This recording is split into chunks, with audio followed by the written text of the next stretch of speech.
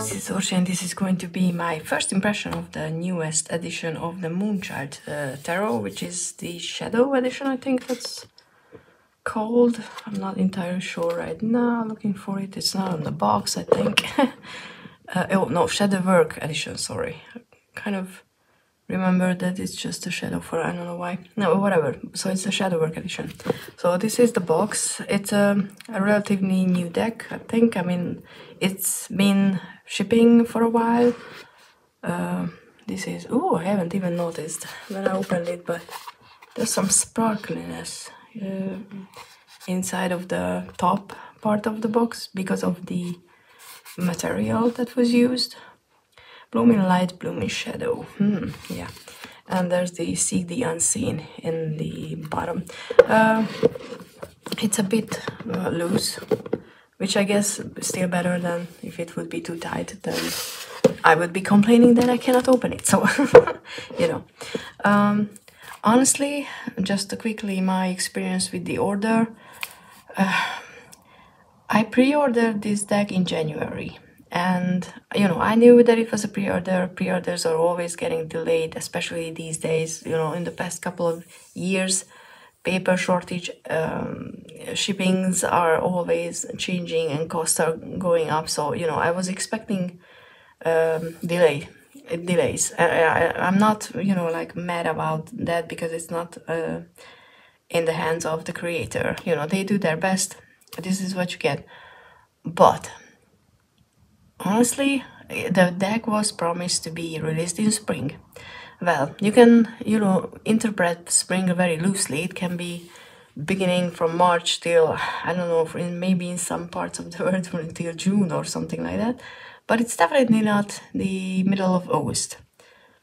And my problem with that was that I think I only got one email about delays and nothing specific in it. And then when the deck started shipping, I commented on the creator's Instagram, Daniel Noah's, asking about, you know, like, is there an estimate? Do you know some schedule or you know, anything? Because there was no update, nothing on shipping dates. It's just that it's gonna ship at some point, and I was, you know, like getting worried. And I'm like, I know that this is an established, you know, creator, so I wasn't thinking that I'm gonna be screwed over and never get the deck. But you know, there could be technical difficulties, and there was nothing, so I didn't even hear back there. And then the deck suddenly just showed up without any tracking information, you know, notification, which is, you know, cool. It didn't go through customs, so I'm assuming it came directly from China, and the shipping included the customs coming from, you know, China or something like that. I'm assuming. I have no idea. But there was, you know, a little to zero communication about the deck and the progress, and I don't like that. Because I have 2 decks pre-ordered currently right now. One of them is a Kickstarter. There's at least an update every second week. Videos, or if nothing, you know, if nothing happens, then there's an update about, hey guys, we're still, you know, working on the deck. Nothing new is happening, but you know, at least I know that they are thinking about updating us, and I appreciate that. And the other one is a Thistledown, you know, the Oracle from Stephanie Meyers and Adam Mollers, and I get an email, I think once a week about, or if not once a week, then, you know, twice a month, about the update and the progress and estimated shipping times and stuff like that in those emails as well. And I do really appreciate that, because at least I know that it's important for the creators that you get the deck, and I didn't feel that with this one, so it's kind of a bit disappointed by that. But maybe it was just my experience, and you know, others got more updates, because she was replying to some other people's comments. I have seen that later. It's just, I don't know, it kind of leaves me a bit disappointed by it. I don't have the original one. I had the chance to look through it and I didn't connect with it. The reason being why I got this edition was this this card. And when I saw this one as a 5 of Pentacles, I just knew that, oh god, if the Pentacles are like this, then this is gonna be an amazing deck for me. There wasn't a lot of Pentacles, I don't think, in the preview, and unfortunately for me, the rest of the Pentacles are not really like this at all. Like, not this really cool earthy tone. It's more about like the rest of the deck, so you know, it's just my disappointment, so to speak. Like more story and whatever. Like 9 of Pentacles, I don't really see that. 7 of Pentacles, so they're more, this one maybe a bit like that, but nothing that earthy one that I was hoping for, which just kind of make me sad, but hey. The gilding is a really nice shimmering lilac, which goes well with the deck, so I really like that one. So I just thought that, you know, I knew what I was getting in sense of kings and queens are young, and certain cards are very, what is it called, star seedy, so to speak. So I cannot and I won't complain about that at all. I was just hoping that this edition would be more like, you know, the shadowy side. I don't know what's the difference between the original and this one. I know that Tony has a video, I think Tony has a video where she compares the two. If I remember, I'm gonna link the video down in either in a pinned comment or something like that, so you guys can go ahead and check that one out as well. But now I just want to go through. I didn't really pick cards that I didn't like. I mean, I was starting to do that, but it's not like I don't like a lot of cards. It's just more so that I have a few that I really like and the others are okay. So am I expecting this deck to be my all-time favorite? No. But, you know, it can surprise me, so who knows.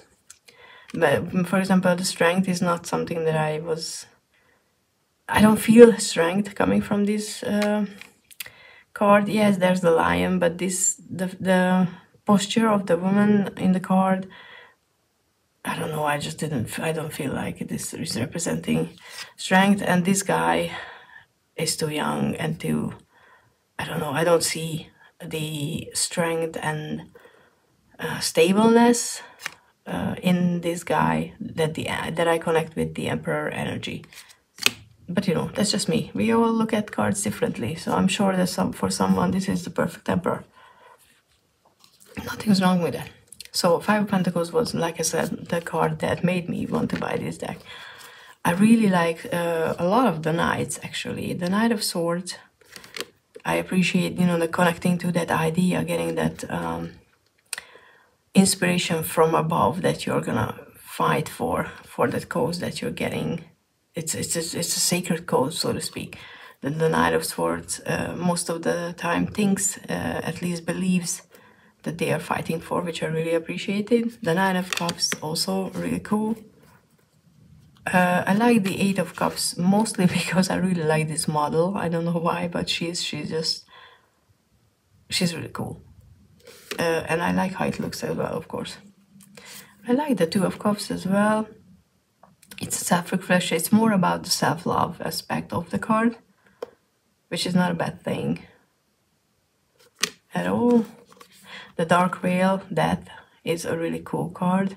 And I like the name, the Dark Whale. I think that's, you know, I don't know if there's any deck that calls that, or is it that, or is it the Devil?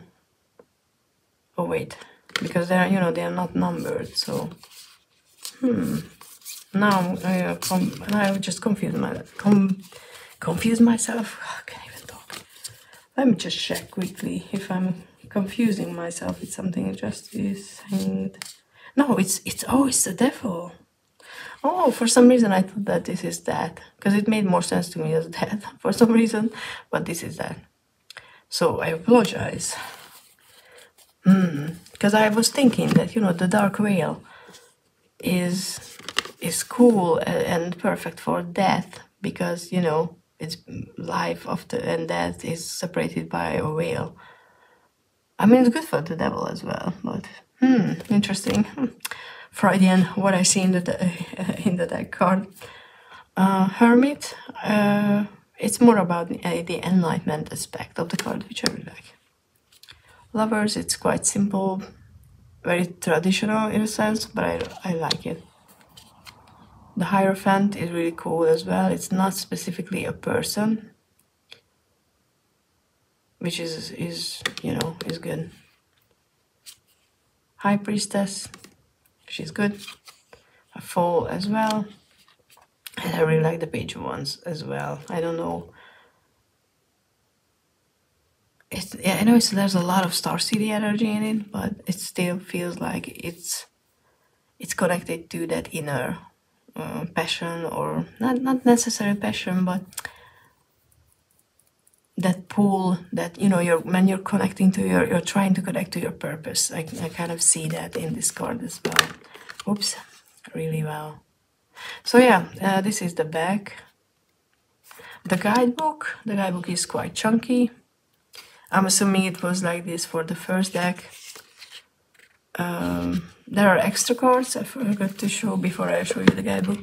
The Divine Wisdom, I don't know if, the Moonchild is exactly the same in the original one and in this one. I'm assuming Shadow Work is a new one for this deck. But if this is the same, that could have been, like a shadowy Moonchild, a bit more change. If not, then I'm curious how the other is gonna look like. Table of Contents, Introduction, Pretty Pictures, Lunar History, and then the History, Major Arcana. And then you have, for example, for the Empress, there's a picture, which is nice, so you can, take it with you if you want to just study it. Some description of the card, keywords, questions that you can use to connect with the card, some astrological and gemstone information, which is good. And then, how to read it upward and reversed as well. And then for the minors, you get the exact same amount of text, which is always a positive, because even the minor arcana is lesser in a way than the major. Obviously, it doesn't mean that you can't have as much information about the card as you get for the major one. It's bigger than a traditional one, which I never have anything, so I'm gonna use the Thistledown guidebook as a sort of, which is not even the right size, so I can't actually. I'm so well prepared, it's not even funny. Okay, here's the little Tarot of the Little Prince. So it's, as you can see, it's wider and it's bigger. Maybe it's easier to see this way. So it's definitely much more comfortable for people with bigger hands, which is nice for them, obviously. I'm assuming it shuffles really nicely, like a riffle shuffle. I'm not gonna attempt to do that because no way, not on camera. But yeah, I think this is all that I have for you as a first impression. I'm quite looking forward to working with it. I don't know if I'm gonna specifically like dedicate this deck to shadow work, because to be honest, I think that every reading that I do is shadow work, so I don't just pull cards to like feel myself better. In a sense, I usually just look for questions to be solved or answered, and they are always connected to something that I need to work on. So I don't think that's gonna be a specific reason to pull this deck out, but we will see. So yeah, thank you so much for being here. Hope this was useful. Please let me know if you have the original one or this edition, or are you tempted to buy this one if you have the original. how do you use it? Like, do you have a specific place in it in your collection? I'm always curious about those things, so please let me know. And thank you so much. See you in the next one. Bye.